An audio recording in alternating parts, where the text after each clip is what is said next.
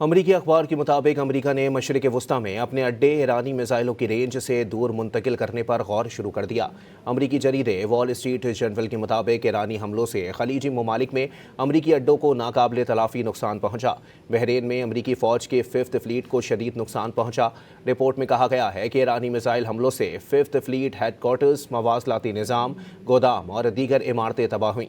Pentagon نے ابھی تک عوامی سطح پر اس تباہی کو تسلیم نہیں کیا۔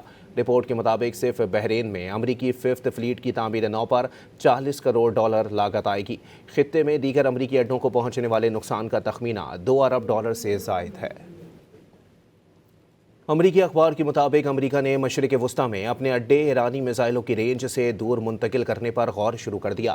امریکی جریدے وال اسٹریٹ جرنل کے مطابق ایرانی حملوں سے خلیجی ممالک میں امریکی اڈوں کو ناقابل تلافی نقصان پہنچا۔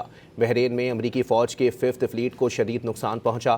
رپورٹ میں کہا گیا ہے کہ ایرانی میزائل حملوں سے 5th فلیٹ ہیڈ کوارٹرز، مواصلاتی نظام، گودام اور دیگر عمارتیں تباہ ہوئیں۔ پینٹاگون نے ابھی تک عوامی سطح پر اس تباہی کو تسلیم نہیں کیا۔ رپورٹ کے مطابق صرف بحرین میں امریکی 5th فلیٹ کی تعمیر نو پر $40 کروڑ لاگت آئے گی۔ خطے میں دیگر امریکی اڈوں کو پہنچنے والے نقصان کا تخمینہ $2 ارب سے زائد ہے۔